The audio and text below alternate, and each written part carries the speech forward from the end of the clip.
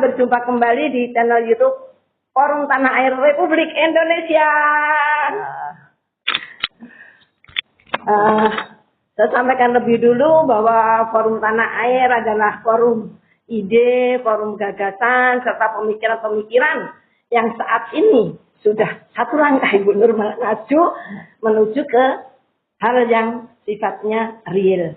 Jadi sudah satu perjuangan, ya sudah satu perjuangan yang sifatnya nyata kita lakukan bersama. Forum Tanah Air memiliki jaringan di seluruh dunia, di 5 benua, 20 negara, 37 provinsi dari 38 provinsi di seluruh Indonesia, Ibu. Masya Allah. Kurang satu yang belum ada di Papua Pegunungan. Kemudian kita juga memiliki jaringan di 250 kabupaten kota. Wow. Nah, kami juga memiliki di WhatsApp grup itu memiliki itu Bu, apa namanya? Yang apa? Khusus untuk koordinator di seluruh provinsi dan kabupaten kota kita memiliki WhatsApp grup tersendiri. Wow. Nah, kalau yang untuk umum itu WhatsApp grup dari Forum Tanah Air Republik Indonesia. Itu terdiri dari banyak dari seluruh provinsi, anggota dari seluruh provinsi. Okay. Perwakilan dari seluruh provinsi. Nah, kali ini saya perkenalkan lebih dulu bahwa kami bersama Ibu Dr. Nurhayati Ali Asegaf. Ya, Bu. Kayaknya kita udah kenal ya. Tetap saya perkenalkan kepada para pemirsa semuanya dari seluruh jaringan Forum Tanah Air di seluruh Indonesia. Bahwa apa namanya, sekali lagi Forum Tanah Air adalah forum independen, Ibu. Ya. Independen, mandiri. Jadi tidak terafiliasi kepada partai politik manapun, dari golongan apapun, dan tidak person oriented. Jadi perjuangan kami adalah murni memperjuangkan demi kebaikan negara dan bangsa Republik Indonesia. Luar biasa. Saya perkenalkan lebih dulu bahwa Ibu Nurhayati Asegaf adalah dulu beliau politikus dari Partai Demokrat ya Ibu. Betul. Apakah masih saat ini masih Kalau politisi itu biasanya terus menjadi politisi ya. Dia sebagai politisi. Tahu kenapa? Ya, artinya ya selalu dia sebagai politisi. Meskipun sudah berkiprah di akademisi, sudah tapi tetap saja politisi. Tapi mudah-mudahan ini tidak berkonotasi negatif. Pernah menjabat sebagai Wakil Ketua Umum DPP Partai Demokrat pada periode 2013-2015, Ibu ya. Saya menjadi Wakil Ketua Umum itu 10 tahun, Bu. Di Partai Demokrat selama Ketua Umumnya di bawah kepemimpinan Presiden SBY. Oh iya, berarti dari 2013 sampai itu bukan 2013, kalau 2012 2000 itu saya ketua fraksi. Oh iya. Yang ketua umum itu dari 2005 atau ya 2005 pokoknya segitu lah. Saya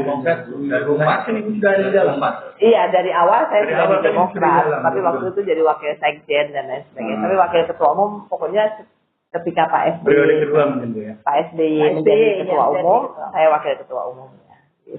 Kemudian pernah menjadi anggota DPR RI ya Bu? Betul. Juga pernah menjadi ketua Badan Kerjasama Antar Parlemen. Ini berarti tingkatnya internasional ya Bu? Iya. Bentar ya, boleh ini ya. Oh iya. Iya.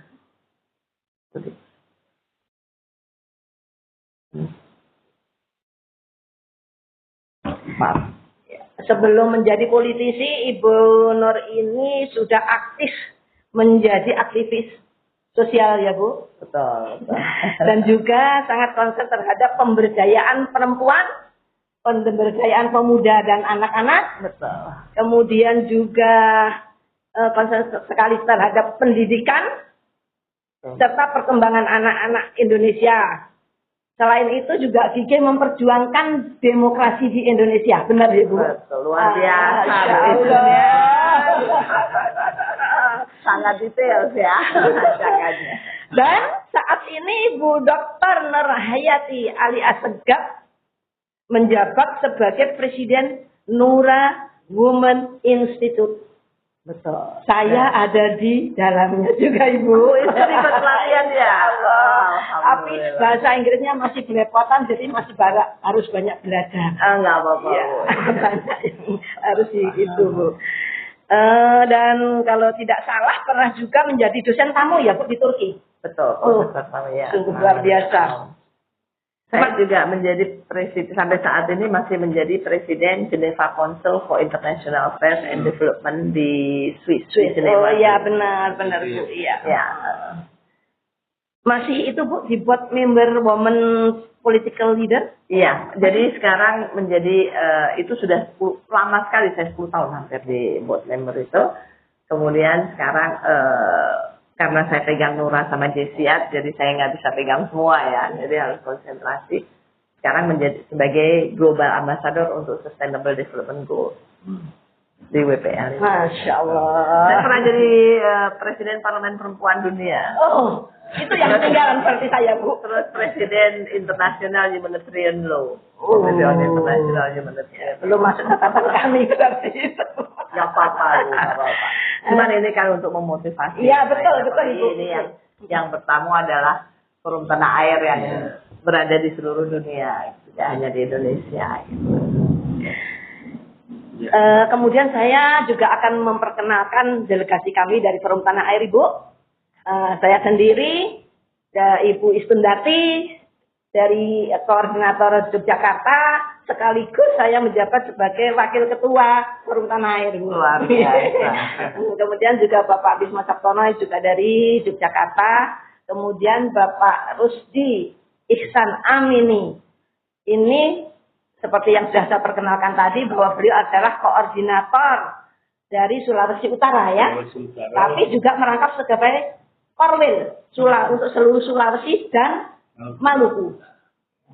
Disertai dengan Ibu Nur, ini juga dari Sulawesi Utara Manado. Kemudian Mbak Ida yang pastinya sudah tidak asing lagi bagi Bu Nur maupun bagi kayak yang bergerak dalam bidang ini, apa perpolitikan ini.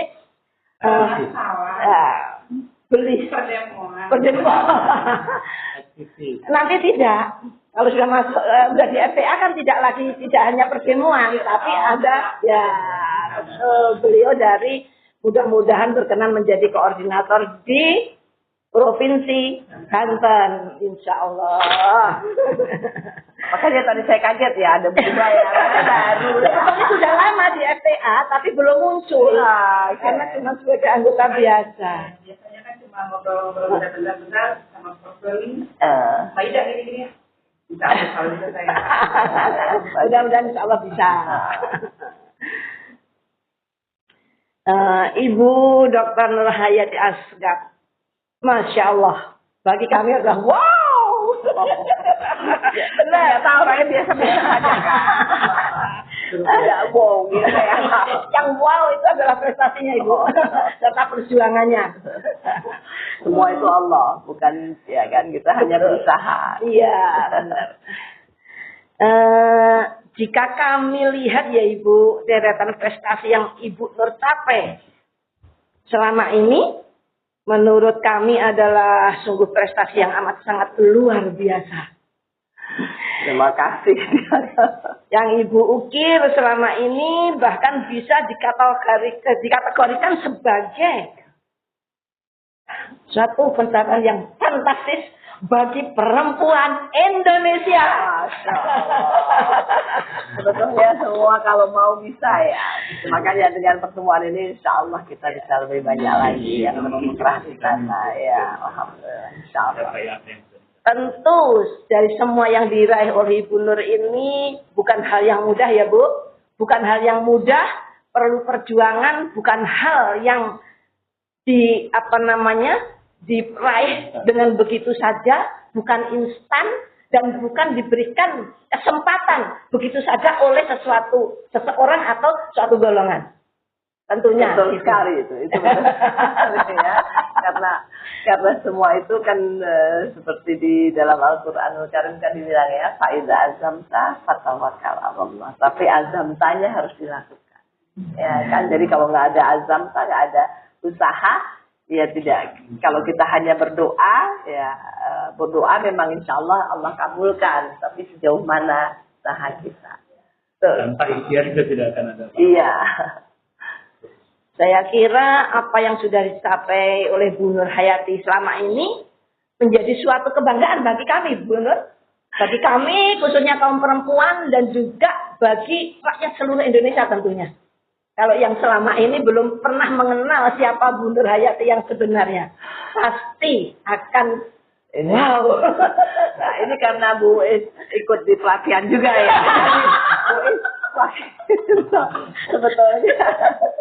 sebetulnya itu adalah sebuah saya tadi sampaikan memang idealis itu mungkin hari ini orang mengatakan sebuah kelemahan, tetapi tanpa idealisme menurut saya kita nggak bisa hidup tanpa idealisme ya, karena idealisme itu adalah fundamental ya, di mana kita bergerak berdasarkan idealisme kita. Jadi nilai-nilai yang kita anut itu penting, gitu kan ya. Jadi tidak mudah terpengaruh. Jadi prinsip hidup itu yaitu tadi. Gitu. Tanpa idealisme kita tidak akan pernah bisa mencapai tujuan, Ibu. Karena idealisme itu juga suatu cita-cita. Di situ terkandung suatu cita-cita, Bu. Betul. Cita-cita yang sangat murni ya. Iya, pastinya penuh mudah-mudahan penuh keikhlasan. Jadi mudah-mudahan sosok Ibu Nur Hayati alias Segap ini bisa kita jadikan sebagai role model dari kaum perempuan, kaum muda, juga seluruhnya secara umum, seluruh rakyat dan bangsa Indonesia ini. Amin. Amin ya rabbal alamin. Oleh karena itu Bu Nur, dari prestasi yang sudah Ibu Nur ukir selama ini, Forum Tanah Air sangat ingin hadir dan ketemu Anjarsana bersama Ibu Nur. Itu untuk memperoleh suatu tidak hanya gambaran, tapi perjuangan yang sudah Ibu Nur Hayati capai selama ini itu bagaimana agar bisa ditularkan kepada kami FTA, terutama Bu Nur khususnya dan rakyat Indonesia secara keseluruhan. Lebih khusus lagi tentunya kami tidak ingin meninggalkan Bu Nur tentang saat ini yang lagi ibaratnya lagi hangat-hangatnya panas Ibu Nur, panas meskipun sudah hujan ya. Ya betul. Meskipun sudah musim hujan tapi masih. Ya, tentang perpolitikan ataupun percaturan politik dunia, percaturan politik global, dan lebih khusus tentunya percaturan politik dan kondisi bangsa Indonesia saat ini. Jadi politik di dalam negeri Bu Nur. Kami mohon arahannya dari perjuangan Bu Nur hingga pandangan Bu Nur terhadap hal tersebut. Kami resmikan Bu Nur, monggo. Terima kasih. Ini jadi ini ya. Saya sebetulnya nggak tahu kan kalau ada. Tapi santai aja Pak Bu ya. Santai aja. Artinya saya bukan tipe orang yang suka menerima pujian terlalu banyak, karena pujian itu bagus tapi itu juga racun ya. Mudah-mudahan kita bisa menerimanya dengan arif. Mohon maaf Ibu, ini bukan pujian. Ini suatu kenyataan, keberhasilan yang memang nyata Ibu. Terima kasih. Jadi kita tidak bisa menganggap ini suatu pujian. Kalau pujian itu kan sifatnya agak negatif ya Bu. Konotasinya agak gitu. Ya, jadi kalau ini memang betul-betul real nyata. Apa yang dicapai oleh seorang Ibu Nur Hayati sebagai perempuan Indonesia. Terima kasih ya. Jadi memang saya kaget juga Bu. Tiba-tiba begitu sih saya. Ini juga sebuah saya mengapresiasi ya kedatangan Ibu Bapak sekalian hari ini, karena Forum Tanah Air bukan organisasi baru buat saya, karena sudah sejak lama saya berinteraksi ya. Ketika saya berkunjung ke luar negeri, saya selalu menemui teman-teman dari Forum Tanah Air ya. Di mana-mana saya selalu bertemu, baik ke Eropa, ke Amerika ya, selalu saya menemui, dan itu menjadi sebuah silaturahim yang sudah kita bina sejak lama gitu ya. Jadi saya senang. Karena memang saya itu kalau saya sebetulnya sebelum saya di DPR juga saya sudah di luar negeri gitu. Jadi bukan hanya karena saya di DPR saya ada di internasional, tapi sebelumnya ini mungkin juga genetik ya, DNA. Karena ya kan, karena bapak saya pejuang kemerdekaan ya, jadi anaknya selalu ingin mengisi kemerdekaan Indonesia ini dengan kesejahteraan rakyat, misalnya, itu kan idealisme yang luar biasa. Mengisi dengan pendidikan, tadi disebutkan ya, selalu ingin berjuang mengisi kemerdekaan ini dengan nilai-nilai yang tentunya lebih berkeadilan, kesejahteraan rakyat dan lain sebagainya. Itu idealismenya. Tapi itu insya Allah yang menjadi acuan saya dalam meniti hidup, gitu ya. Jadi dari dulu memang ketika saya kuliah di Amerika waktu itu, saya sudah bergabung, saya menjadi relawan. Mereka juga kaget ya, kok ada orang Indonesia biasanya ke Amerika sekolah tidak menjadi relawan, tapi kerja atau bagaimana itu sekolah, dan tapi saya menjadi relawan. Nilai kerelawanan ini ya, itu sudah ditanamkan sejak dini sama orang tua saya. Jadi orang tua saya juga membangun rumah sakit, membangun pendidikan, sekolah, kemudian lembaga sosial, kemudian juga koperasi gitu, untuk memperjuangkan nilai-nilai sosial ya, untuk melaksanakan itu. Jadi kami sudah terbawa sejak kecil. Bayangkan dari 15 bersaudara, saya nomor 11. Jadi saya dari keluarga besar. 9 perempuan dan 6 laki-laki. Rata-rata pada saat itu orang tua pada zamannya itu memang putranya banyak-banyak, Ibu. Iya. Rata-rata. Pada saat itu memang putranya banyak-banyak ya. Jadi kita dengan nilai-nilai itu, makanya saya bilang ketika saya di Amerika saya menjadi relawan. Kemudian ketika saya di Jepang, di Tokyo juga saya menjadi relawan. Waktu di Tokyo menarik sekali karena saya merasa hidup di Tokyo waktu itu sangat sulit buat orang asing. Ya, kenapa? Karena nggak ada huruf-huruf Latin itu sudah ada. Yeah. Jadi petunjuk jalan, petunjuk semua itu dengan kanji, dengan bahasa Jepang semua. Sehingga saya karena saya bisa bahasa Jepang, saya membantu, saya datang ke kecamatan ya, munisipal, saya bilang, saya mau menjadi relawan. Mereka bilang, yang benar, ya. Kamu pintar berbahasa Jepang, berbahasa Inggris, kamu datang dari Indonesia, mau jadi relawan, katanya. Padahal kalau kamu kerja, bisa dapat gaji yang lumayan. Gitu. Tapi saya bilang, enggak, saya memang pengen jadi relawan, dan saya ingin membantu orang asing yang tinggal di Jepang. Jadi kita bikin majalah di Meguroku itu, kita bikin majalah untuk membantu orang asing. Jadi ada bahasa Inggris. Jadi kita kasih tanda kalau begini bahasa Inggrisnya ini. Jadi ini bagaimana? Begitu yang saya lakukan. Tapi subhanallah ya, kalau memang kita melakukan kegiatan relawan itu, kan kita apalagi di Jepang ya, jadi kita nggak dicurigai kan, masa orang kerja nggak dibayar aja mau dicurigai gitu ya, apa yang mau. Jadi saya mendapatkan akses yang cukup banyak gitu ya. Nah itu di Jepang ya, di Jepang saya ikut kegiatan. Akhirnya waktu saya pulang ke Indonesia, mereka minta saya menjadi national representative untuk International Association for Volunteer Effort, di mana memang saya melakukan kegiatan yang tadi disebut sama Bu Iskun, yaitu anak-anak jalanan. Jadi kita mendidik anak-anak jalanan supaya mereka tidak meminta-minta gitu ya. Artinya mereka tahu dunia karena mereka itu kan di jalanan. Jadi saya sering bawa anak-anak jalanan itu ke kantor saya misalnya. Terus teman-teman saya suka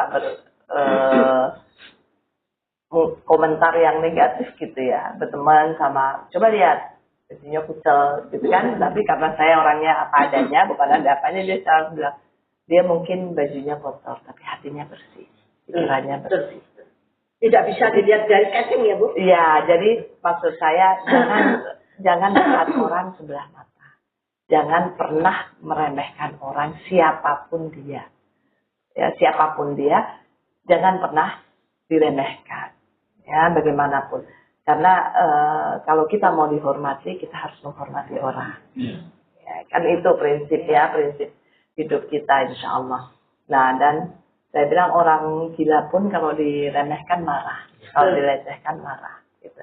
Dan mencari musuh itu gampang. Ya kan, dengan kita marah-marah langsung dapat musuh. Tapi mencari teman itu susah. Nah, ini dari sini.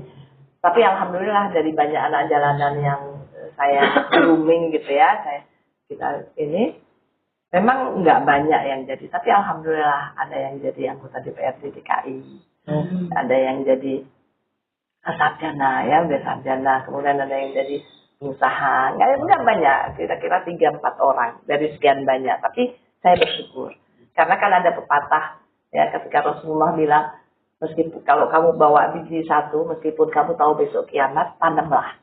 Ya.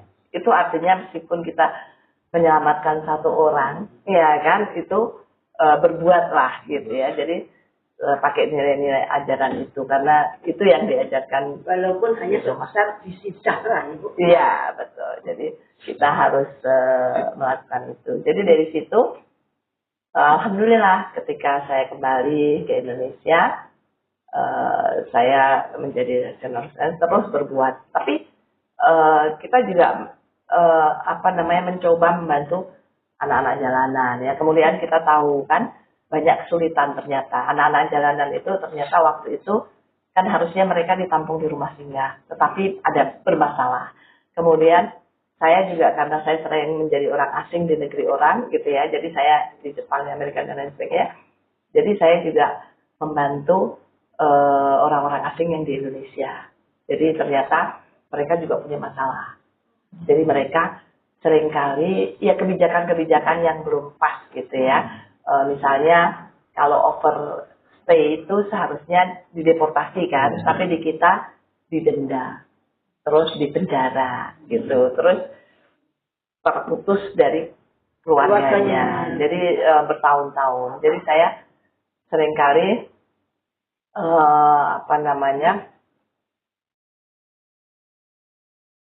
seringkali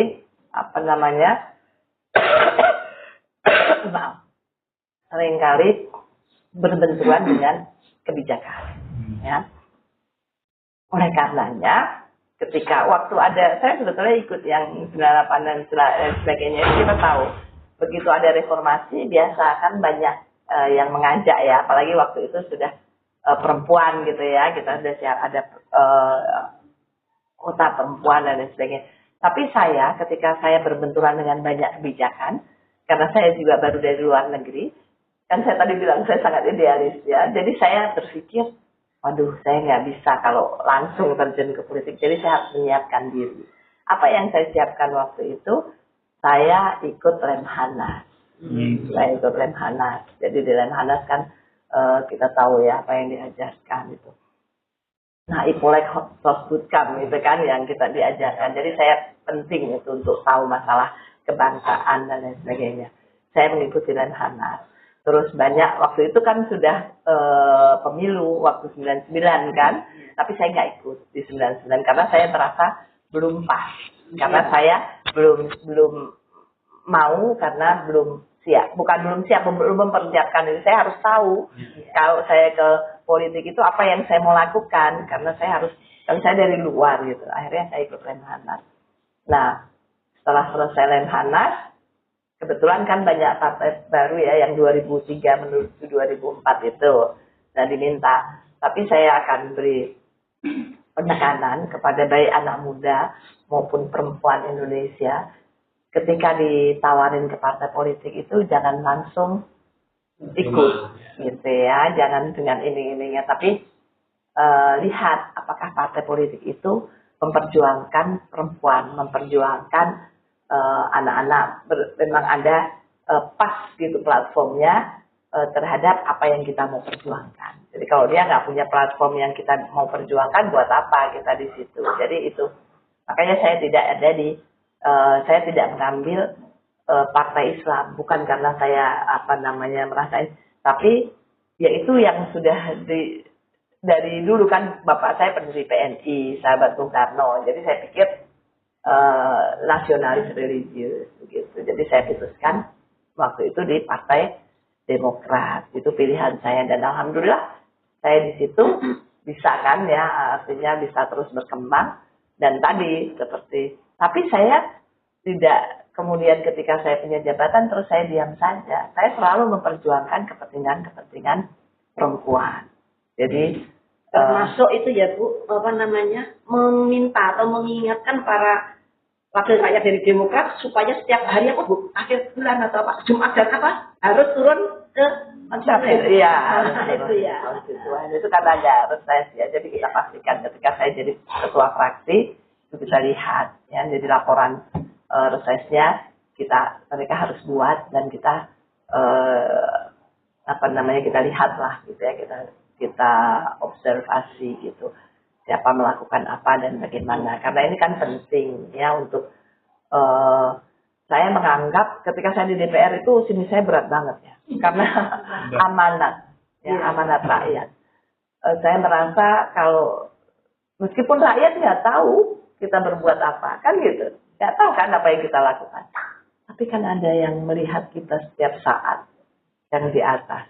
Jadi ibu saya selalu pesan, kamu ingat, meskipun kamu ada di lubang semut, saya bilang di lubang semut, tidak satupun orang melihat, tapi Allah melihat. Itu berat sekali ya. Jadi itu yang selalu saya pegang. Jadi saya selalu bilang jelas sama teman-teman saya, mungkin teman-teman saya banyak yang merasa risih gitu ya, karena selalu diingatkan. Ya tapi rata-rata enggak lah. Saya cuma bilang, memang kita sudah dipilih rakyat gitu ya, tetapi jangan lupa bukan berarti otomatis uang yang kita terima itu halal. Kalau kita tidak melakukan, uang yang kita terima itu jadi haram karena kita tidak menjalankan amanat rakyat. Nah itu yang saya selalu ini, dan saya juga bersyukur karena anak-anak saya mendukung gitu kan. Jadi anak saya yang paling kecil itu jadi Parlemen Watch gitu ya, ibunya Mami Watch gitu ya.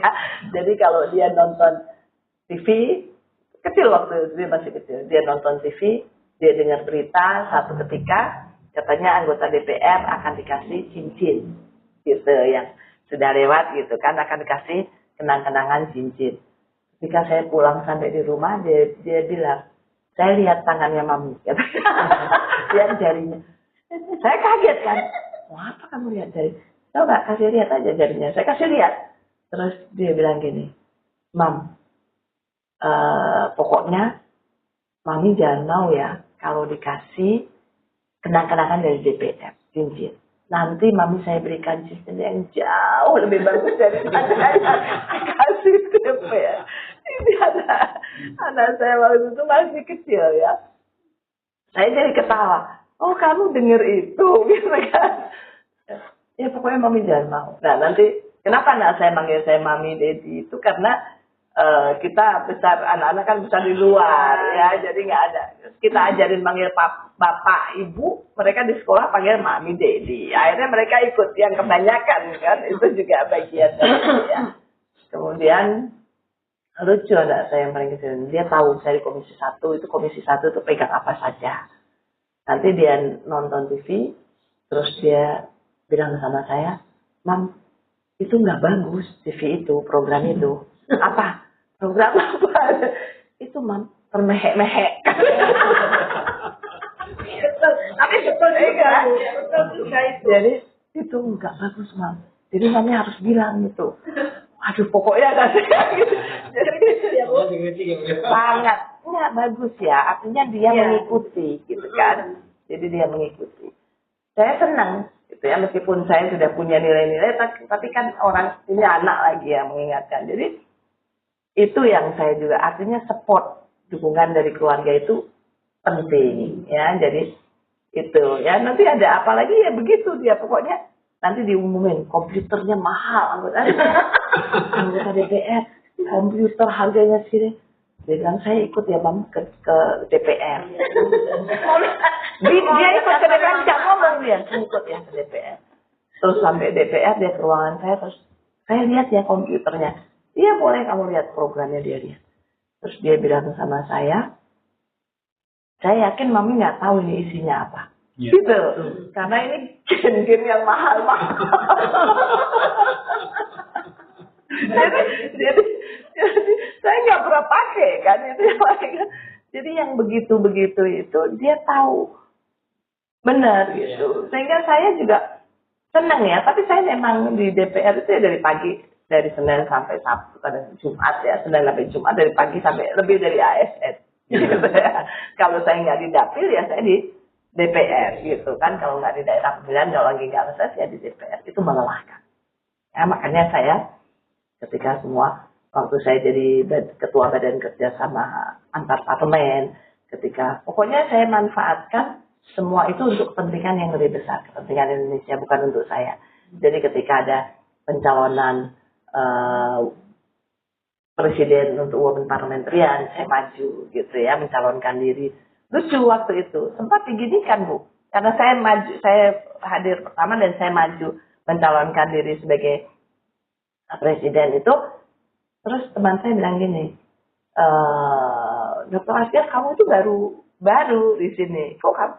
Saya bilang saya udah baca statutanya, tidak ada larangan orang baru untuk tidak ikut. Nah, itu pentingnya belajar. Kenapa? Selalu ada kredit, misalnya baru apa orang berpengalaman. Ya, jadi itu pentingnya kita untuk belajar, mempelajari. Dan sebelum kita terjun, kita tahu apa aturannya, apa ininya, sehingga mereka tidak bisa mematahkan kita. Karena saya bilang, saya sudah baca kok statutanya, gitu, nggak ada larangan. Jadi saya bisa. Terus dia bilang, ya tapi saya sudah jadi wakil presiden, jadi saya lebih berhak menjadi. Saya bilang ini demokrasi. Jadi menang kalah nanti kita tentukan di dalam, tapi kamu nggak usah. Dia bilang I don't want to snap you from the back. Ini bukan snapping from the back, tapi ini proses pemilihan. Kalau saya kalah ya akan saya terima, tapi ayo kita bertanding, gitu kan, bertanding gitu kan. Karena buat saya persaingan antara perempuan mau nggak mau ada saingan. Nah, itu sifat perempuan rata-rata itu. Sebetulnya itu juga bisa dieliminir ya kalau diantisipasi. Gitu, itu ya. kadang satu sifat juga bisa. Iya, Sifat. iya. Karena nggak mau kalah kan. Iya, dari mana-mana itu banyak. Dia mengalami kekuasaan di bank, baru di. Begitu ya. Jadi saya bilang, kemudian lucunya delegasi dari pemerintah Indonesia menegur saya.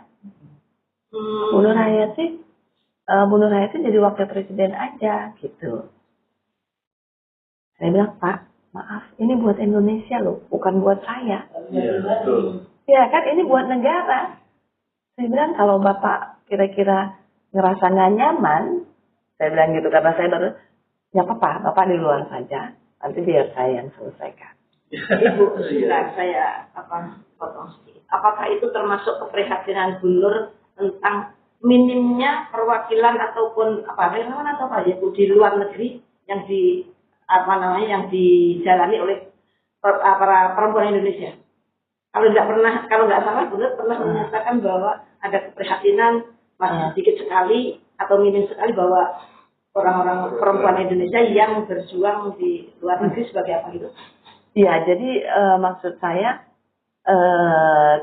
bukan saya bilang masih kurang, tapi memang ini kenyataan. Orang kita ini suka atau tidak suka ya, karena ini saya bukan berdasarkan penilaian pribadi, tapi kita melakukan di Nura Women Institute itu ada research, ya ada research. Memang kebanyakan ya di kita itu suka berada di zona nyaman. Di zona nyaman. Banyak orang yang ada selalu memang tidak mau keluar dari zona nyaman, walaupun dalam di zona nyaman itu sudah tanda kutip negatif, buruk untuk rakyat, yang penting dia nyaman ada di dalam, kan seperti itu. Nah, itu. Jadi ini saya bukan berdasarkan saya nggak mau berpikir negatif gitu, karena berpikir negatif itu akan menghasilkan energi negatif, itu melelahkan. Ya, jadi saya hanya berpikir bagaimana memperbaiki semua itu. Makanya ketika saya kembali dari Turki, kemudian memang Nura Women Institute itu saya yang mimpin sudah lama gitu, saya salah satu foundernya. Tapi ini dulunya di luar, tapi sekarang saya pindahkan kantor pusatnya di Indonesia supaya saya lebih mudah, karena saya nggak mau kan ditawarkan untuk memperpanjang kontrak di Turki. Saya itu ditawarkan memperpanjang kontrak sampai, karena saya nggak mau, sampai dia bilang nggak bisa kamu nggak. Saya bilang nggak bisa, kamu harus nulis kalau kamu nggak mau memperpanjang. Saya bilang kan saya nggak violate kontrak, ya kan saya nggak ada yang saya langgar, kontrak saya selesai. Kenapa saya nggak mau memperpanjang, saya harus bikin surat, gitu kan? Tapi mereka bilang sebaiknya tertulis, gitu. Akhirnya saya tulis, saya pikir dalam hidup saya baru sekali itu saya menggunakan kata wish diikuti dengan negatif sentence. Jadi wish itu biasanya kan positive sentence. Jadi baru kali itu saya menggunakan wish dengan negative sentence. I wish not to extend my contract. Gitu. Jadi alhamdulillah akhirnya saya bisa ke Indonesia. Kemudian karena Nura Women Institute ini saya menganggap penting ya, karena tadi itu saya katakan bahwa kalau ini di luar terus ya akan membesarkan luar gitu. Tapi kalau ini di Indonesia, paling tidak di Indonesia itu kalau kita ngajar seperti Ibu Is tahu bahwa pesertanya kan dari luar semua ya, begitu banyak dan mereka begitu antusias. Paling tidak mereka mengenal Indonesia. Ya, jadi saya selalu ada di program itu karena saya mau memastikan bahwa semuanya berjalan dengan benar, gitu ya. Tidak hanya dengan baik, kalau baik belum tentu benar, tapi semuanya berjalan dengan benar. Kalau bicara ke arah semuanya ya, karena baiknya cuma satu. Harus maju ya. Benar, saya pada bertanya. Boleh dengan senang hati. Melihat kondisi melihat kondisi perpolitikan hari ini nih, ya. Akhir-akhir ini tentunya ya, kita lihat demokrasi di Indonesia seperti apa, parlemen di Indonesia seperti apa, hiruk-pikuk pilpres yang akan datang juga seperti apa. Terus kalau menurut saya korban rakyat yang sebegitu besarnya menjadi diadu domba, seolah-olah diadu domba karena hanya untuk menyelenggarakan sebuah pesta rakyatan itu. Kalau menurut Bu Nur sendiri tentang kondisi saat ini, baik itu di Indonesia, kalau misalnya global mungkin terlalu luas untuk kami ya, di Indonesia saja. Karena kalau yang saya lihat nih fenomena sekarang nih, demokrasi sudah berantakan banget gitu. Apalagi di parlemen itu bukan lagi mengakomodir suara rakyat, tetapi mengakomodir suara penguasa kan gitu. Kan yang jadi korban rakyat gitu, yang punya suara. Menurut Bu Nur sendiri bagaimana? Juga saya tambahkan dari Mbak Iza dulu. Juga menurut saya bahwa sekarang parlemen itu dijadikan sebagai apa ya Bu?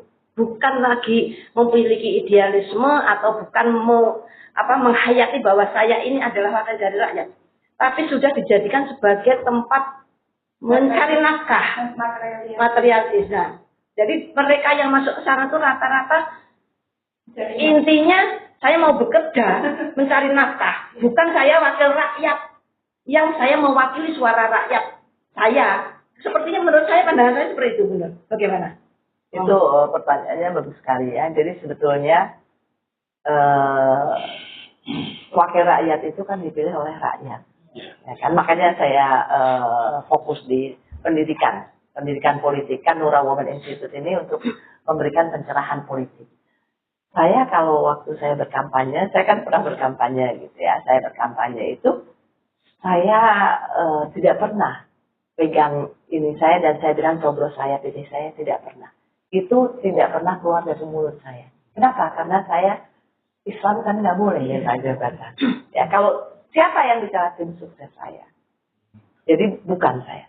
Dan saya selalu katakan, kalau saya terpilih karena Allah, saya tidak terpilih karena Allah. Pasti Allah tahu tempat yang lebih baik, dan subhanallah lebih baik buat hambanya, kan gitu ya.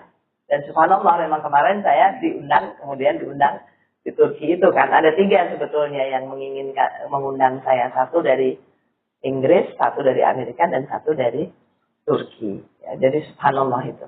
Nah, kalau tadi kan saya bilang ya, mereka menang ini kan sebetulnya demokrasi itu bertumpu pada kesejahteraan, pada kesetaraan, ya, kesetaraan. Kemudian semua partisipasi aktif rakyat. Nah, rakyat kan yang memilih. Nah, ini saya alhamdulillah ketika saya terpilih itu sama sekali saya tidak melakukan politik uang. Karena buat saya, bayangkan saya bilang coblos saya saja tidak pernah, apalagi melakukan politik uang. Nah, ini yang memang demokrasi kita ini kemudian ke sini menjadi sangat liberal. Karena apa? Sudah berbicara tentang uang. Ya. Dan masyarakat juga merasa bahwa kalau nggak dikasih uang ya ngapain kita nyoblos. Iya. Tapi mereka lupa. Ya, saya misalnya jadi anggota DPR. Rumah saya di Malang itu selama 5 tahun terbuka untuk umum. Ya, artinya mereka bisa bicara sama saya, bisa nemuin saya. Dan bukan berarti mereka tidak dapat apa-apa kan. Artinya program-program, ya kan. Dan ya kalau datang mesti kan paling tidak ada uang transport, ya kan. Uang ini, itu kan selalu ada. Tapi buat mereka itu tidak jadi ukuran. Ini kesalahan yang harus rakyat tidak paham. Jadi mereka lebih memilih, makanya saya sering diketawain, Bu Nur mah capek-capek, katanya ngapain, nanti aja di ujung. Artinya bayar. Gitu. Nah, ini juga saya bersikeras ya memberikan pendidikan kepada masyarakat. Ya, kalau kamu terima uangnya, ya karena kalau vote itu dibeli, berarti nanti kebijakannya, ya kan ditinggal ketemu 5 tahun lagi. Kamu terima 100, nanti kamu ketemu dia 5 tahun lagi. Karena kan sudah dibayar. Tidak ada tanggung jawab kan. Jadi jangan, saya juga merasa begitu. Kemudian merasa sedih. Jadi makanya saya selalu katakan, ini menjadi PR kita bersama. Apalagi kemudian rakyat pendidikannya rendah. Ya kan? Akses ke pendidikan. Ini kenyataan. Bukan hoax. Ya, fakta. Nah, ini yang harus miskin. Ya. Kalau sudah miskin, bodoh, apalagi yang dia, dan menyedihkannya masyarakat itu ketika menerima uang yang dibayar itu ya untuk suara itu, mereka foya-foya, mereka beli handphone baru. Iya. Bukan untuk memenuhi kebutuhan mereka, tapi juga kita nggak bisa salahkan karena mereka miskin. Kadang-kadang mereka bilang uang 200.000 itu sangat berarti buat mereka. Ya, nah ini menjadi PR kita bersama. Salahnya dari mana? Dikebijakan atau diundang-undangkan sistem yang jelas sistem. Makanya keluar seperti itu karena sistem yang menyebutkan. Nah, jadi kita bikin sistem itu memang sistem pemilihan suara terbanyak. ya. Popular vote. Kan? Ini mungkin bisa dibagi ya. Jadi mungkin kalau saya sih lebih cenderung kepada terbuka dan tertutup. Mungkin di sekian nomor itu terbuka ya, popular vote boleh lah. Sebagian juga bisa, tapi juga serba salah sih. Sekarang kita mau bicara mana? Political party. Political party punya siapa? Kalau mereka yang menentukan juga salah. Nanti yang mereka tentukan tidak lain kecuali kelompoknya. Kan begitu. Nah ini bahayanya demokrasi itu ketika sudah ancaman demokrasi itu sebetulnya yang paling berbahaya karena kepentingan kelompok dari individu. Penguasa. Kalau sudah berkuasa kemudian ya hanya yang dipikirkan kelompoknya dari individu-individunya. Ini yang mengancam demokrasi kita sebenarnya. Kekuasaan tidak ada di tangan rakyat ya Bu, kekuasaan ada di tangan penguasa. Kedaulatan tidak lagi dari rakyat untuk rakyat. Menurut Ibu Nur, dengan adanya silakan kembali ke Undang-Undang 45, termasuk Forum Tanah Air juga salah satu politiknya adalah kembali ke Undang-Undang 45 untuk mengembalikan demokrasi ini ke tangan rakyat, kedaulatan ke tangan rakyat, bagaimana? sekarang begini ya, ketika kita bicara kembali ke Undang-Undang Dasar 1945, tentunya prinsip-prinsip yang bagus akan kita pertahankan, gitu kan. Tetapi juga kalau ansih kita kembali 100%, itu juga tidak akan, tidak akan menyulitkan, ya, karena dia. Jadi pasti harus ada yang disesuaikan, begitu kan, iya kan. Nah, yang diperbaiki, kalau menurut saya, itu pertama yang juga sudah menjadi manifesto Forum Tanah Air, tapi kita berikan juga solusi. Itu kan, ketika kita mengajukan saran, kita harus ada solusi. Solusinya apa? Kalau saya, solusi yang harus dilakukan dan sangat urgent, itu adalah pendidikan. Pendidikan, orang harus melek demokrasi. Nah, orang pendidikan tidak bisa berjalan kalau mereka juga tidak sejahtera. Iya kan, kesejahteraannya. Kemudahan akses pendidikan juga. Iya kan, sekarang kan sudah waktu saya jadi itu kan sudah 20% anggaran untuk pendidikan. Tapi kemana anggaran itu? Ke lembaga-lembaga departemen juga cuma di 20% itu Bu, masalahnya nggak semuanya gratis. Nah, maksud saya itu kan harus ada. Dan di kita, kalau menurut saya ya, kelemahannya itu adalah kerjasama. Ya, saling di kita yang masih sangat menonjol, koreksi, saya dikoreksi kalau saya salah ya, itu adalah ego sektoral. Ego sektoral. Masing-masing kementerian merasa bahwa ini adalah ranah saya, ini tupoksi saya.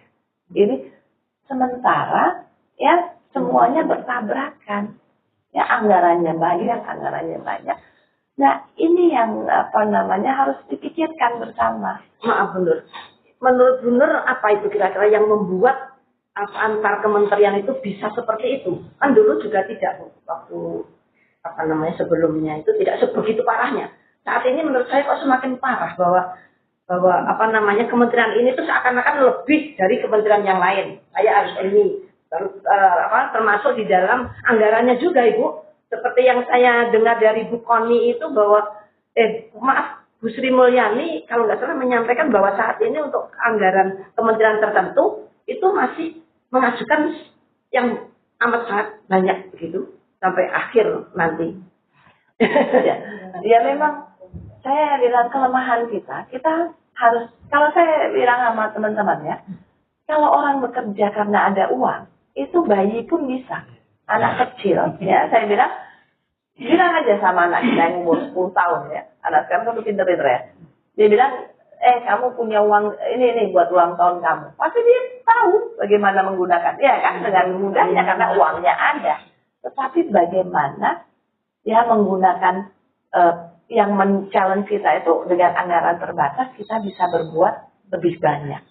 Itu yang buat kita puas juga kan. Jadi dengan bagaimana. Nah memang kan sudah dibuat mestinya anggaran berbasis kinerja. Tapi kementerian mengajukan kinerjanya ada, tapi anggarannya banyak banget. Kemudian kalau saya di DPR saya sangat kritis ya, gitu ya. Saya nggak punya kepentingan kok. Saya nggak pernah loh selama jadi anggota DPR itu saya ke kementerian atau nemuin nggak pernah, alhamdulillah. Itu saya jaga, ya karena tanggung jawab saya sama Allah, sama rakyat. Gitu kan? Iya, jadi maksud saya jaga hubungan-hubungan itu. Gitu. Jadi anggaran itu berbasis kinerja. Tapi saya sering kritisi, saya bilang, Bapak mengajukan anggaran segini besarnya, apa kinerjanya? Capaiannya apa? Kasih lihat dong sama kita. Supaya kita bersepakat. Tapi kan itu saya. Apakah yang lainnya bersepakat? Nah, dan saya alhamdulillah nggak pernah itu duduk di badan anggaran karena saya berprinsip itu ya alhamdulillah, mudah-mudahan Allah jaga gitu kan.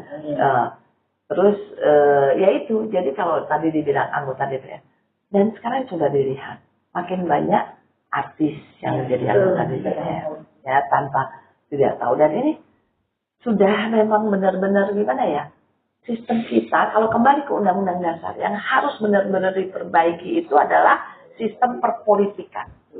Ya, perpolitikannya apa? Misalnya partai politik, siapa yang bisa mendirikan partai politik? Ya, itu harus ya. Siapa saja sih yang boleh mendirikan partai politik, yang bisa menjadi pimpinan partai politik, itu juga harus didefinisikan. Ya, siapa saja yang kemudian bagaimana peraturan. Jadi trias politika antara eksekutif, yudikatif, legislatif ini harus benar-benar ditegakkan. Dan rakyat harus paham. Jadi bukan tajam ke bawah, tumpul ke atas, tajam ke bawah, tidak. Ya, berkeadilan. Ini harus benar-benar gitu. Nah, di forum tanah air ini kan banyak orang-orang pintar. Ya kan, apalagi dengan berdiskusi begini ya. Nah, itu juga saya berharap masing-masing juga kan banyak juga kesempatan untuk mengapproach atau berdekatan dengan masyarakat ya. Juga ketika di sana juga mempelajari sistem, tapi bukan begini ya maksud saya. Saya selama sekolah dan di luar negeri ya. Tetapi ketika saya bertemu dengan konstituen saya tidak pernah satu kata pun menggunakan bahasa Inggris. Buat apa? Nggak ada gunanya. Iya kan? Tapi ketika saya berbahasa Inggris sama orang-orang yang berbahasa Inggris, tidak dengan orang-orang di bawah. Nah, kita kadang-kadang kata kita sekolah di mana gitu, terus kita merasa kita sudah lebih pintar, terus kita mau menunjukkan bahwa kita ini orang hebat, orang terpelajar, kita menunjukkan itu sama orang-orang yang salah, gitu kan? Nah ini, saya kalau misalnya di sana, saya di teman-teman saya,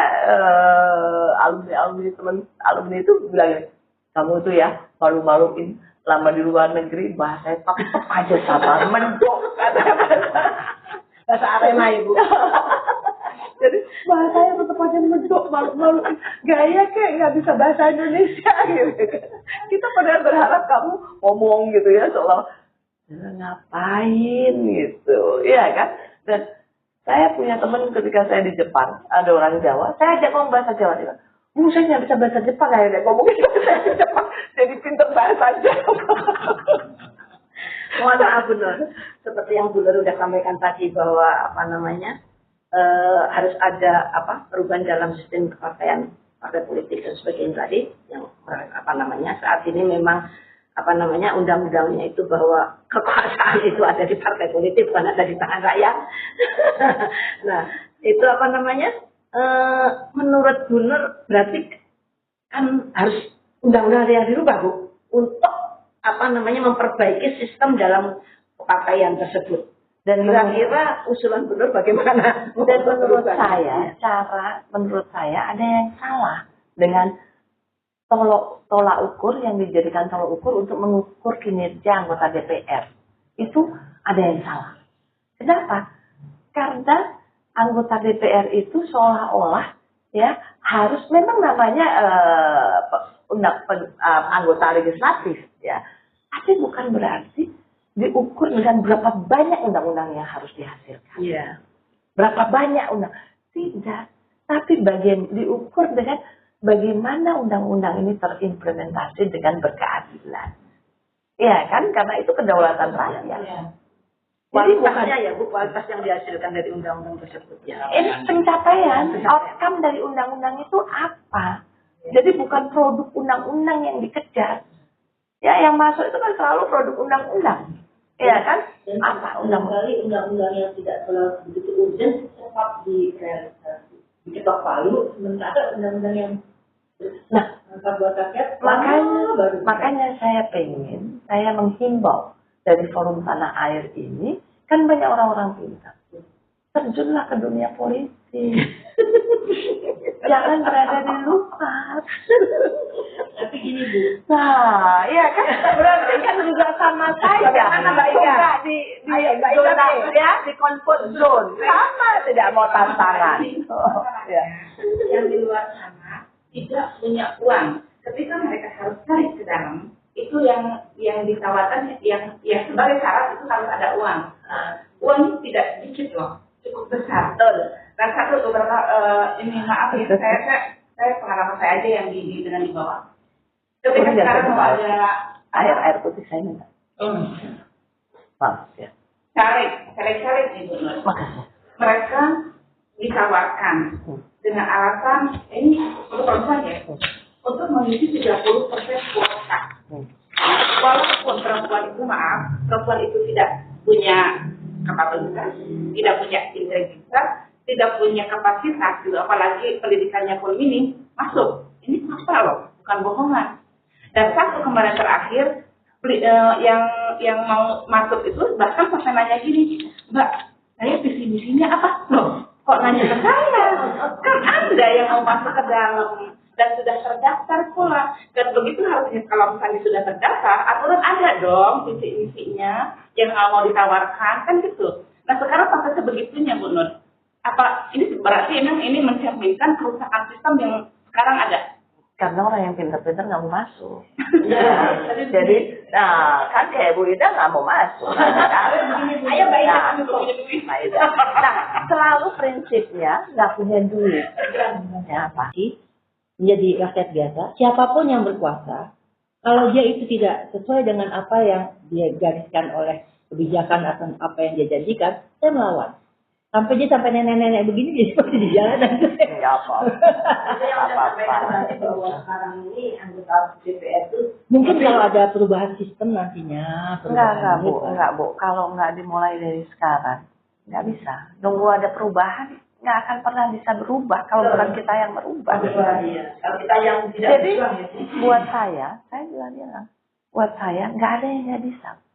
Yang ada itu mau atau tidak mau. Kalau kita mau, insya Allah kita bisa. Gitu. Ya, jadi saya bukan saya ini ya, tapi alhamdulillah itulah hidup saya. Gitu.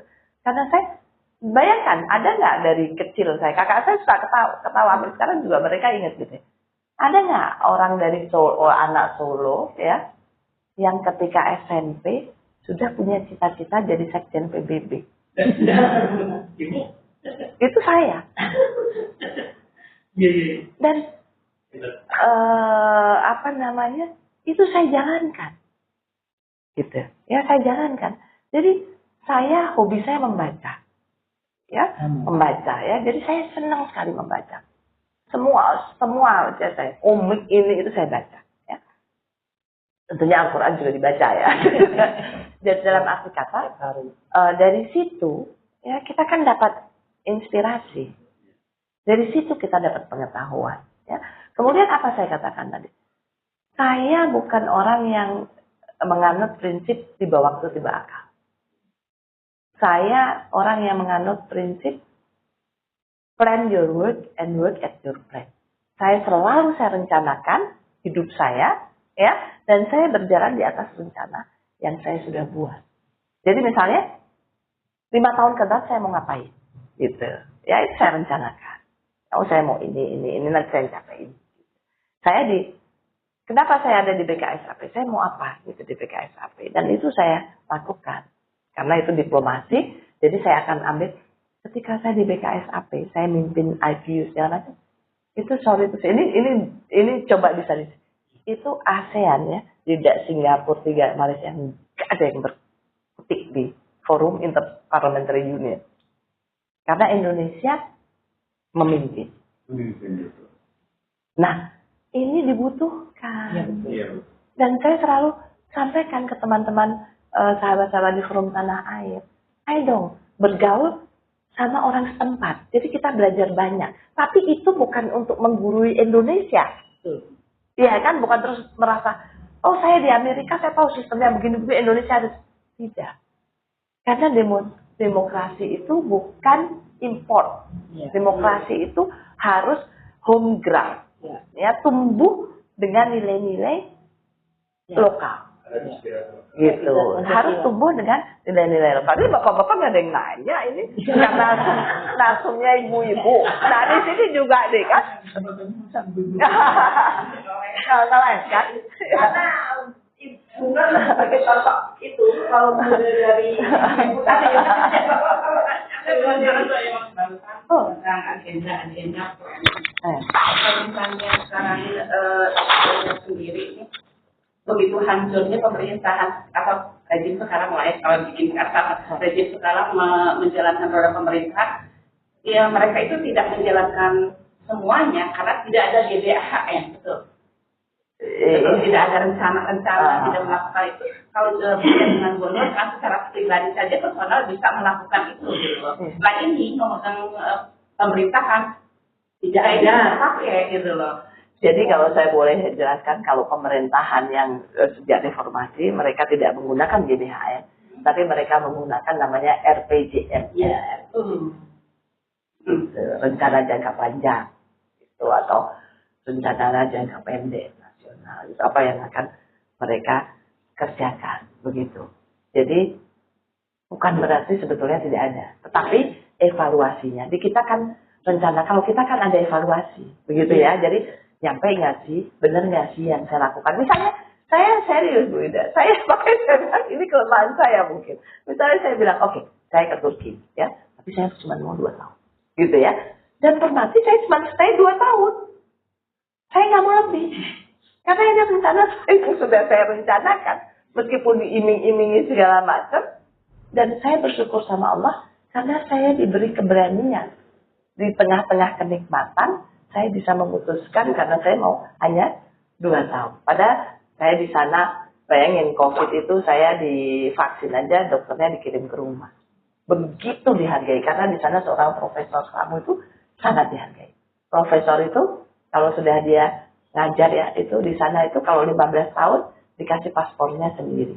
Beda. Terus dia bisa menikmati fasilitas-fasilitas, allowance, segala macam itu diberikan. Jadi sangat dihormati. Dan negara yang menghormati, menurut saya negara maju itu kalau dia menghormati 3 profesi, ya, profesi guru, profesi dokter, dan hakim.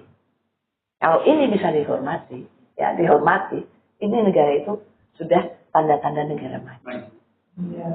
Nah, ini yang juga kita belajar ya, kita kan belajar. Nah, saya juga bilang itu sekali lagi saya teman-teman dari Forum Tanah Air ini. Kita kan semua punya idealisme yang sama untuk bangsa dan negara. Nah, ayo bagaimana? Saya senang ada dialog-dialog terus kan, dan apa namanya itu dilakukan karena pencerahan itu penting. Mungkin kalau kita baca kita belum, tapi kalau kita ngobrol dengerin gitu kan bisa. Nah, saya sekarang Bu Ida tadi kan tanya kalau ada yang kalau di partai politik itu untuk memenuhi kuota 30% itu saya sedih sekali. Nah, benar. Ketika saya jadi siapapun yang mau ya, siapapun yang mau, yang tidak mau pun dipaksa hanya untuk memenuhi kuota. Itu benar. Yang tadi saya dari awal saya katakan kan, kalau mau jadi anggota DPR pilih, mau ikut partai politik pilih, jangan asal ikut. Saya bukan orang asal-asalan karena kita tidak dilahirkan dari keluarga asal-asalan kan. Kita kan alhamdulillah. Harus sadar diri, mampu nggak kita jadi anggota DPR? Kebanyakan kan yang ditawarin seperti akta. Nggak apa-apa kalau vote getter. Iya, tapi maksud saya nggak apa-apa kalau dia mau. Cuman harus cerdas. Karena ketika menyangkut perempuan pasti ditanya kualitasnya, sekolahnya apa. Tapi kalau laki-laki nggak ada. Nah itu. Nah, perempuan harus cerdas menyikapi semua ini itu, kita yang harus cerdas. Jadi bukan kita serahkan. Jadi saya sekarang bikin YouTube pendek ya untuk mencapai 30% kuota perempuan di pemilu 2024. Itu berseri. Bagaimana perempuan menang tanpa politik uang. Itu ada di YouTube ya. Jadi saya ajarkan bagaimana caranya gitu. Jadi saya kepingin meskipun mereka sekarang hanya baru ikut-ikutan, tapi insya Allah mereka bisa memanfaatkan untuk belajar, untuk mendapatkan pengalaman sebanyak-banyaknya. Jadi saya juga selalu di Nura Women Institute itu kan juga encouraging more women and youth participation in politics, gitu kan? Participation in politics, gitu kan? Nah itu juga memberikan pencerahan, gitu. Apa saja. Dan kita berharap dari situ nanti bisa muncul orang-orang yang hebat-hebat. Kalau nggak dari sekarang, kapan lagi? Kalau bukan kita, siapa? Takut dengan uang, Bu. Kemampuan keuangannya. Nah, bukan maksud saya begini ya. Segala sesuatu membutuhkan uang. Ya, tetapi uang bukan segala-galanya. Iya, betul. Uang bukan segala-galanya. Tapi banyak yang berpikir seperti ini. misalnya gini ya, ada kesempatan untuk masuk ke dalam, tapi ketika kita membaca, sistemnya aja masih seperti ini, ya. Ketika kita masuk di sana dan sistem masih seperti itu, kita akan ikut sistem. Nah itu idealisnya mungkin ya. Jadi saya tidak mau, misalnya banyak yang tidak mau terlibat dengan hal itu, gitu loh. Nah tapi kalau kita nggak masuk, kapan kita bisa perbaiki? Kalau kita nunggu berubah kan nggak mungkin. Jadi maksudnya begini, masuk dulu. Misalnya saya ya di Demokrat, boleh tanya teman-teman ini kan dulu. Saya ketika saya jadi ketua fraksi di Partai Demokrat, ketika pemilu 2014, semua sudah disusun.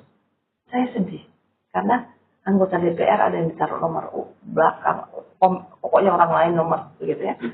Terus saya di depan Presiden SBY waktu itu kan ketua umum dan saya wakil ketua umum.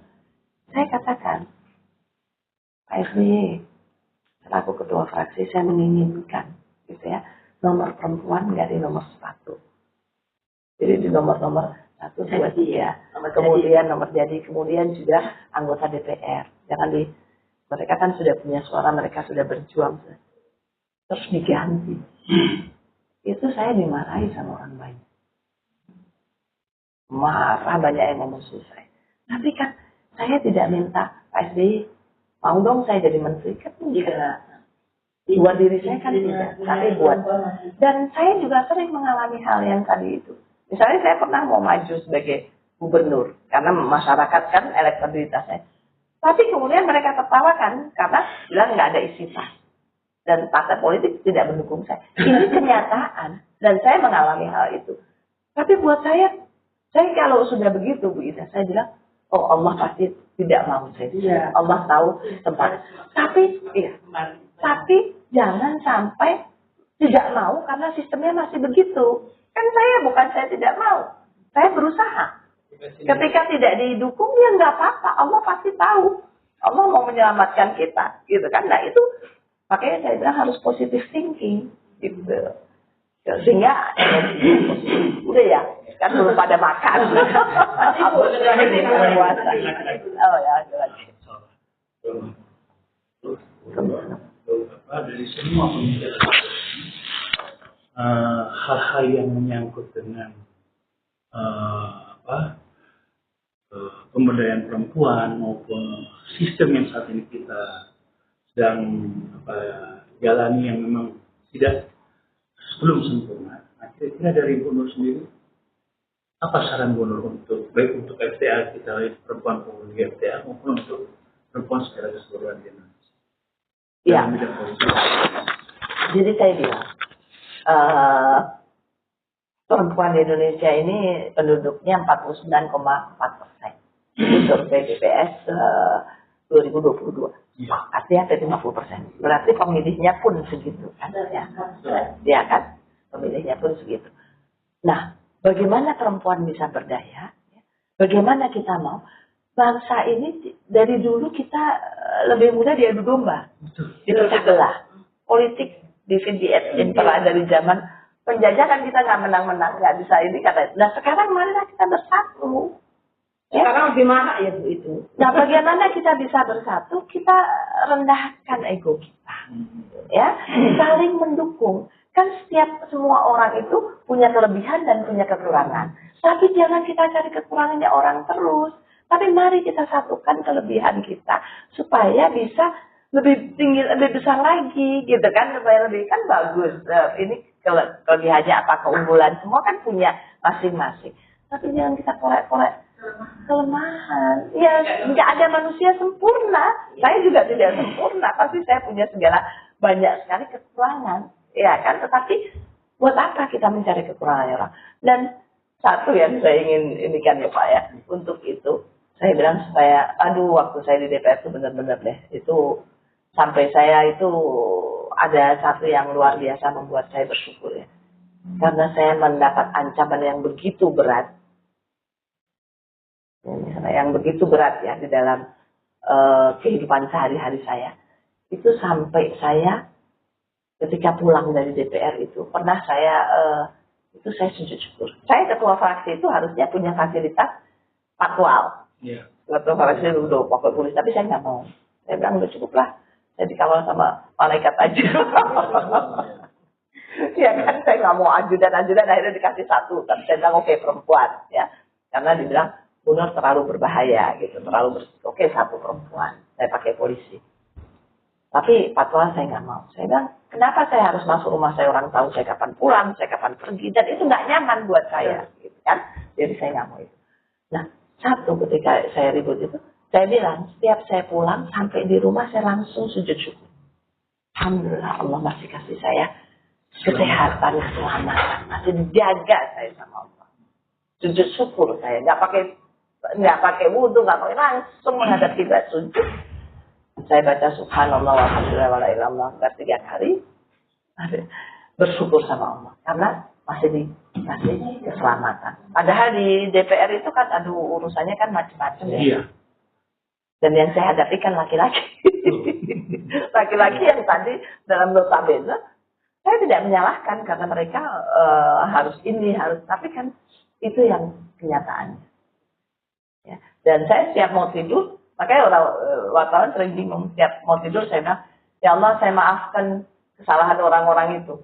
Saya bilang gitu, semoga Allah mengampuni dosa-dosa saya. Kalau nggak begitu gimana coba? Ya Allah, mudah-mudahan saya bisa tidur nyenyak, bangun dalam keadaan sehat walafiat. Nah, wartawan itu kan suka iseng ya. Tiap hari kan ada wartawan, karena saya ketua fraksi partai terbesar. Itu pertama dalam sejarah Republik Indonesia. Perempuan, bukan ketua fraksi, perempuan memimpin fraksi terbesar. Di saat ibu saya itu kan. Iya. Itu sejarah. Ya karena banyak mungkin ketua fraksi sebelum tapi tidak memimpin partai terbesar. Ya, partai pemerintah. Nah, kemudian apakah itu wartawan kan selalu ya saya sampai bosan gitu ya. Tapi mereka kan adu waktu itu kan ada yang ngatain saya segala macam nggak suka biasa kan miring. Terus dia bilang, Bu, kok ibu bisa sih ketemu orang yang jahat sama ibu ketawa-ketawa, saya udah lupa dia jahat sama saya. Dia ngomong apa saya udah lupa. Ngapain saya mau pikir ya. Ya kan maksudnya saya maafkan. Dan itu ternyata nikmat, udah nyaman. Ya kan jadi kita bangun, ya kita Enjoy ya Bu. Benar-benar lah mau ngapain mikirin yang begitu biarlah. Jadi kita bisa tidur nyenyak, bangun sehat kan. Nyaman, alhamdulillah. Satu lagi Bu. Udah Ibu. Satu lagi aja ini karena ini penting menurut kami. Ya. Seperti yang Bu Nur sampaikan bahwa idealisme, tentang idealisme. Forum Tanah Air dengan 10 manifesto politiknya itu juga suatu idealisme Bu sebetulnya awalnya. Dan orang-orang juga yang kita waktu beraudiensi dengan beberapa partai di wakil partai di Senayan. Nah, mereka juga ada yang menyampaikan bahwa ini terlalu idealisme. Tapi itu Forum Tanah tidak peduli Bu. Walaupun ini suatu perjuangan ya Bu Nur, suatu perjuangan itu tidak harus berhasil saat ini. Sebagaimana founding father kita bahwa apa yang dilakukan oleh founding father kita saat itu apakah beliau menikmati saat ini? Tentu tidak, bukan? Nah, harapan Forum Tanah Air juga gitu, dengan 10 manifesto politiknya tersebut, kita tetap berjuang, tegak lurus ke sana, hasil dan tidak, itu adalah Allah yang menentukan. Tuh. Tapi harus perjuangannya. Nah, perjuangannya terus tetap berlanjut. Ya, tetap gitu. Nah, saya setuju dengan itu. Jadi saya bilang, cita-cita saya nggak ingin ya, yang ingin saya tinggalkan adalah nama baik. Insya Allah, mudah-mudahan itu ya. Yang kita jaga nama baik. Makanya saya selalu katakan godaan itu besar ya. Jadi, tapi saya bilang, apapun yang ini itu harga diri yang dijual. Ya kan yang dibeli kalau kita berani 5 itu kan harga diri kita yang dijual. Dan saya berkaca kepada orang tua saya. Ya, kembali lagi role model saya adalah orang tua saya, kedua orang tua saya. Kenapa? Anak saya, ya kan saya lahir di Solo gitu ya, besarnya di Malang. Gitu. Lahir di Solo. Anak saya itu ketika dia nikah dapat orang Solo. Jadi kata teman-teman saya, kamu itu katanya dikirim jauh-jauh ke luar negeri, tahu-tahu di pek Onggo. Tapi saya ambil hikmahnya. Kenapa? Karena ketika dia ke Solo, dia ditanya sama orang tua-tua gitu ya. Kamu anaknya siapa? Gitu kan. Orang tua-tua kan nggak ngerti saya gitu ya. Karena saya, waktu itu mas, kamu anaknya siapa? Anaknya Nur Hayati gitu kan. Siapa itu Nur Hayati Ayas? Setiap orang tua kan nggak tahu gitu ya. Terus kakek kamu, nenek kamu siapa? Gitu. Terus anak saya bilang, Ali Murni. Terus, kamu cucunya orang baik, kakek kamu orang baik, nenek kamu orang baik, suka nolong orang gini. Nangis ada saya. Anak saya balik ke Jakarta, dia cerita. Bangga saya jadi cucunya Ali Murni. Nah tadi seperti sama kan, perjuangan itu belum tentu yang menikmati. Orang tua saya tidak menikmati, tapi anak cucunya yang menikmati. Artinya mari kita berjuang untuk kepentingan yang lebih besar. Itulah mak-mak kelebihannya, berjuang menyakiti. Nah, ya itu yang semangat. Ya, forum tanah air. Ya, lapar juga. Karena itu ini sebagai manusiawi ya. Untuknya, karena itu kami tentunya Forum Tanah Air sangat berterima kasih sekali sudah sudah menyediakan waktu, menyempatkan waktunya untuk menerima kami semua dari Forum Tanah Air ini. Saya perkenalkan lagi, kami tadi ketinggalan, Ibu Anti Dodo dan Bapak Fauzi ini adalah koordinator Forum Tanah Air DKI Jakarta. Masya Allah. Ya, terima kasih Pak. Ya. Nah, karena itu saya mohon bantuannya Bu Nur. Tentu Forum Tanah Air sangat berharap bahwa 10 manifesto tersebut untuk diendorse oleh Bu Nur.